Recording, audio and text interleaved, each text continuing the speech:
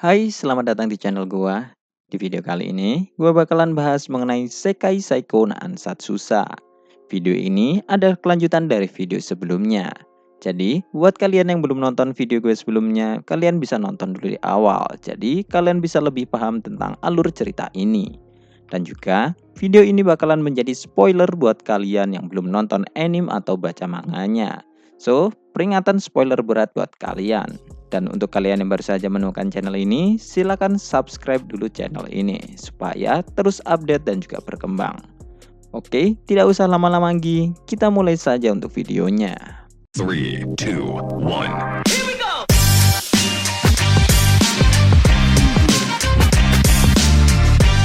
Cerita dimulai dengan monster naga yang terlihat sangat marah. Melihat itu, Luke menjadi senang, karena jika musuh menjadi marah, maka pandangan musuh akan menjadi menyempit. Dan hal itu juga akan membuat gerakannya menjadi lebih mudah untuk dibaca. Iblis naga yang marah tanpa berpikir panjang, kemudian langsung bergerak menuju ke arah Luke, dengan menggunakan tentakel di mulutnya yang meruncing seperti tombak. Melihat itu, Luke kemudian melakukan gerakan dengan manuver tinggi dan melemparkan bom batu Volstone yang berisikan atribut air dan angin. Yang mana ledakan dari bom itu kemudian menciptakan sebuah hujan deras dan badai yang sangat besar. Tidak peduli seberapa cepat iblis itu melompat untuk menghindar, namun badai itu masih bisa menghantam iblis naga dan membasuh semua lendir pada tentakelnya. Tidak hanya itu, gerakan iblis naga sekarang benar-benar menjadi lebih lambat. Dan dengan memanfaatkan badai yang telah Luke ciptakan, Luke kemudian melesat dengan kecepatan tinggi sambil melepaskan bom batu Volstone keduanya ke arah iblis itu. Bom Volstone kali ini berisikan atribut api dan angin, yang mana bom itu berhasil meledakkan iblis itu secara sempurna. Namun, dikarenakan ledakan itu terlalu besar, Luke kemudian juga terlempar menuju ke tanah. Tetapi, Luke lalu menggunakan sihir angin untuk membelokkan arah tempat dia jatuh ke dalam lubang kota yang saat ini sudah berubah menjadi danau. Dan juga, Luke menggunakan sihirnya itu untuk meredam benturan yang akan dia alami. Tidak hanya itu, meskipun Luke saat ini sudah memakai topeng yang melindungi seluruh kepalanya, Luke masih mengalami benturan yang cukup keras saat mendarat di atas lubang air. Yang mana hal itu membuat beberapa tubuh Luke menjadi memar dan mengalami beberapa patah tulang. Setelah beberapa saat, Luke kemudian mulai mengambang di permukaan air. Tubuh Luke menjadi sangat lengket. Hal itu mungkin karena air pada lubang itu sudah bercampur dengan lendir dari iblis naga sebelumnya. Dan lalu setelah melepas topeng yang Luke kenakan, Luke kemudian melihat ke arah iblis naga yang saat ini masih berada di langit dengan diselimuti oleh pusaran api dan angin. Tidak hanya itu, sekarang juga sudah ada 15 bom batu Volstone yang berisikan atribut bumi yang melayang di sekitar iblis itu. Setelah memperkirakan waktu ledakan, Luke kemudian langsung menyelam ke dalam dasar lubang. Sementara 15 bom batu Volstone yang berada di sekitar iblis langsung meledak sekaligus dan menciptakan pecahan besi yang menyebar dan menghantam iblis itu. Tidak hanya itu, namun ledakan bom batu Volstone juga menciptakan energi panas yang telah membuat permukaan air pada lubang kota menjadi menguap dan mengubah air di bawahnya menjadi air panas. Ledakan sangatlah besar dan ledakan itu berhasil melenyapkan iblis naga itu tanpa bekas sama sekali. Setelah suara ledakan menghilang, Luke lalu berenang ke arah permukaan air lagi dan mulai mengawasi daerah di sekitarnya menggunakan mata tua HD. Dan jika teori Luke benar, maka seharusnya tubuh besar bagian luar naga itu tidak akan bisa beregenerasi lagi dan hanya akan menyisakan tubuh asli dari iblis itu. Dan lalu setelah beberapa saat mengawasi daerah sekitar menggunakan mata tua HD-nya, Luke kemudian menemukan sebuah perubahan muncul di titik udara tertentu. Perlahan, pada titik itu mulai muncul potongan-potongan daging yang berkumpul hingga membentuk suatu makhluk yang menyerupai seorang anak laki-laki berkulit putih mulus tanpa goresan. Dan tak lama setelah itu, sosok asli iblis itu akhirnya jatuh ke tanah dan dia terlihat berusaha untuk melarikan diri. Setelah Luke memusnahkan monster bagian luar, wujud asli iblis akhirnya sudah diketahui. Menurut catatan legenda di Tanah Suci, pahlawan di masa lalu hampir tidak bisa mengalahkan tubuh bagian luar dari iblis naga. Tetapi setelah memasuki perutnya, pahlawan itu bisa memusnahkan iblis naga itu. Dengan kata lain, tubuh asli iblis naga yang berada di dalam perut tidak sekuat tubuh monster pada bagian luarnya. Jadi dengan ini taktik dasar formasi Luke sekarang bisa digunakan lagi, yaitu Tad akan menahan iblis, Claudia melancarkan sihir Demon Killer, dan Luke yang akan menghabisi iblis itu di saat terakhir. Melihat iblis itu lari, Luke kemudian membukukan permukaan air pada lubang untuk membuat pijakan untuknya. Dan lalu setelah mengeluarkan railgun dari item Litter Cranbag dan dikombinasikan dengan sihir penjelajah angin milik Luke, Luke kemudian mulai membidik iblis itu.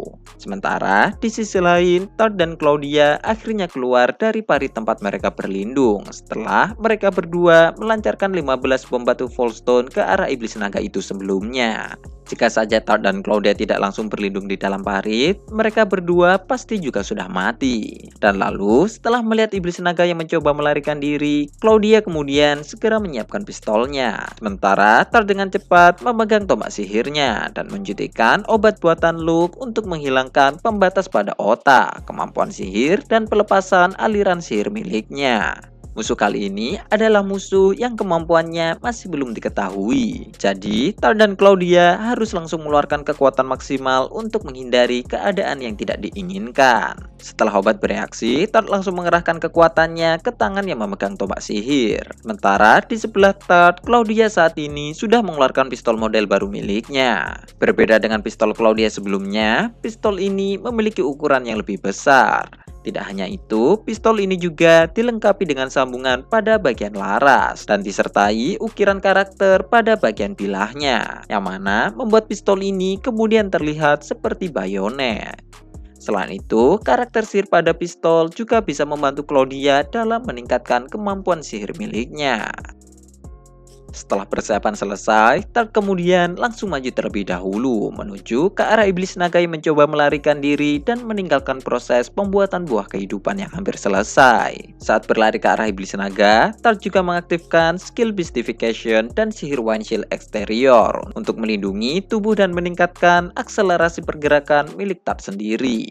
Sebelumnya, Todd tidak bisa menggunakan sihir selama menggunakan mode Beastification-nya. Tetapi setelah dia berlatih selama Luke menjalani persidangan di ibu kota, Todd akhirnya sudah mengatasi masalah itu.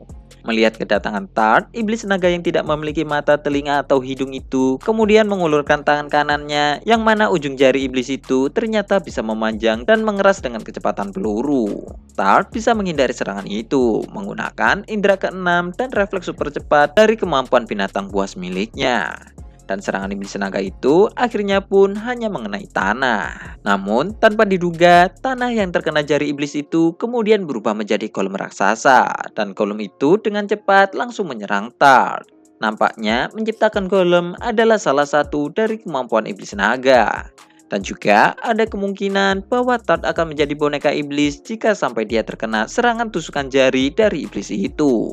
Meskipun begitu, golem yang baru saja diciptakan masih tidak bisa mengejar kecepatan penuh milik Todd.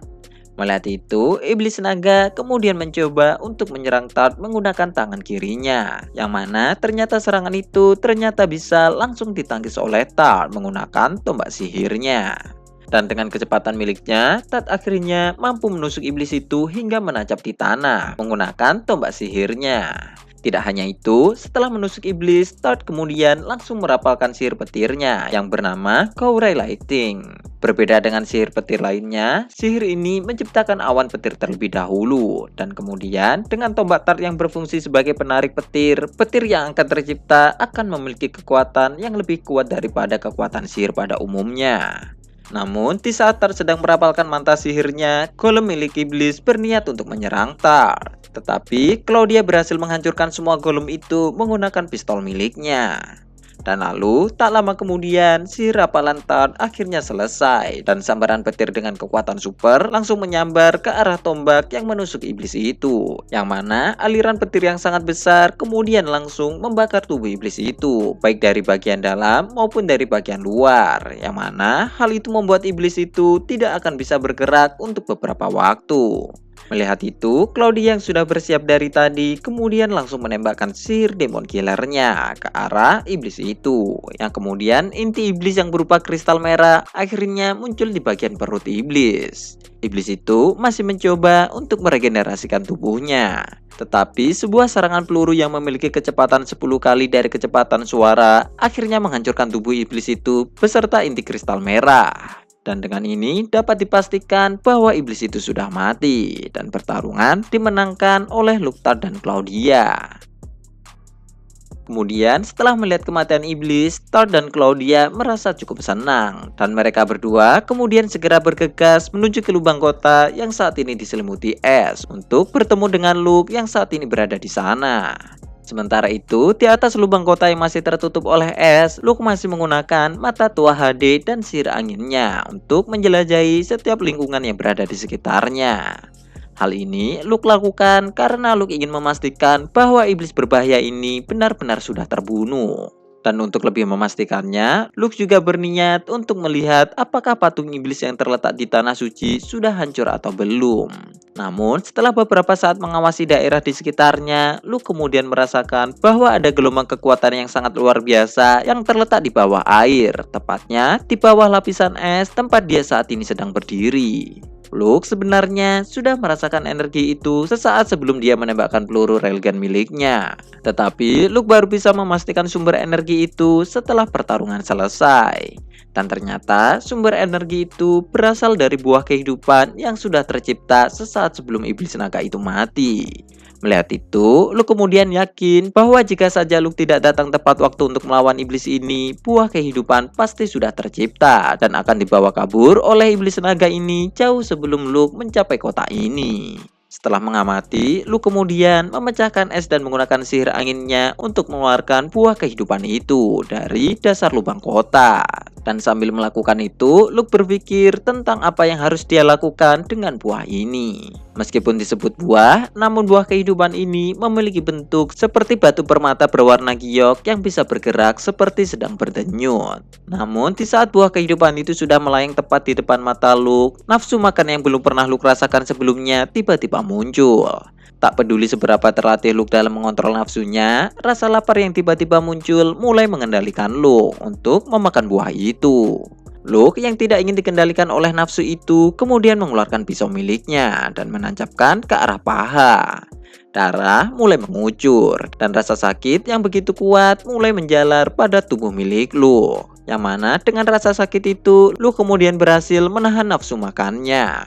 Dan Luke lalu segera menggunakan sihir tanah untuk menciptakan lapisan tebal campuran aluminium dan perak untuk membungkus buah kehidupan itu dan langsung menyimpannya ke dalam item liter cranberry miliknya. Setelah buah itu menghilang dari pandangannya, nafsu makan Luke akhirnya berubah menjadi normal lagi. Menyadari perubahan pada tubuhnya ketika berada di dekat buah kehidupan, Luke berpikir bahwa buah kehidupan itu sangatlah berbahaya. Dan jika saja Luke tadi sampai memakannya, Luke tidak tahu nasib apa yang akan menimpanya setelah ini. Buah itu berisikan ribuan jiwa manusia, dan mungkin saja Luke akan berubah menjadi monster setelah memakannya. Atau bisa saja Luke malah akan mendapatkan kekuatan baru dari buah itu. Namun meskipun begitu, Luke tidak ingin terjebak dalam pertaruhan yang tidak pasti itu. Terlebih, hal ini memiliki resiko yang sangatlah besar.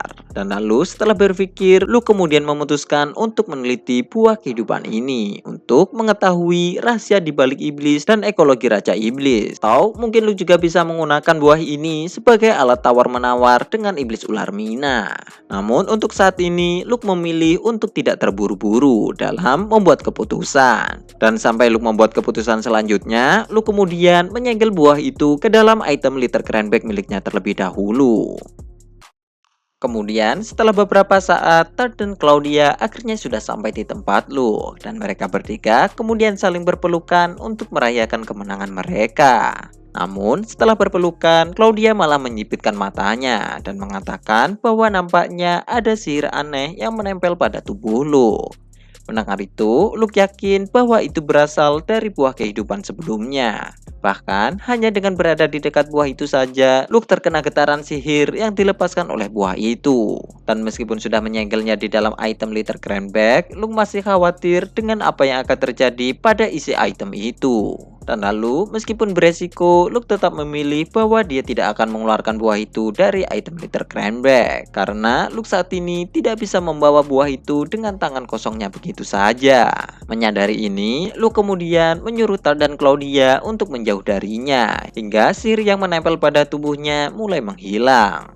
Namun, Tal dan Claudia menolak hal itu karena mereka berdua masih ingin tetap bersama dengan Luke meskipun itu berbahaya. Yang mana ucapan mereka berdua itu akhirnya membuat Luke tidak bisa mengatakan apa-apa lagi. Namun, beberapa saat kemudian Luke tiba-tiba menyuruh Tal dan Claudia untuk mundur di belakangnya. Dan ternyata ada sesosok orang yang tiba-tiba muncul di antara mereka. Orang itu adalah Noise. Nampaknya Noise datang kemari atas dasar perintah dari iblis ular Mina. Di masa lalu, Noise selalu memperlakukan Mina setara dengannya. Tetapi nampaknya sikapnya sekarang telah berubah. Dan hal itu telah menjadi bukti bahwa Noise sekarang benar-benar sudah dikontrol oleh iblis ular itu.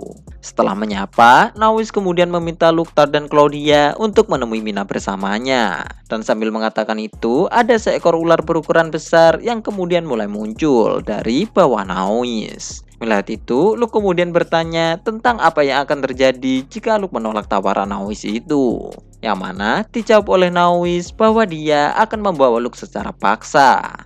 Noise mungkin saat ini sudah menjadi lebih kuat daripada sebelumnya. Tetapi dengan kemampuan Luke yakin bahwa dia masih bisa mengalahkan Noise. Namun jika Luke melakukan itu, hal itu pasti akan membunuh Noise. Dan karena Luke masih menganggap Noise sebagai teman, dan juga Luke memiliki urusan dengan Mina, Luke kemudian setuju untuk ikut dengan Noise. Dan lalu setelah mereka semua menaiki ular, perjalanan pun akhirnya dimulai.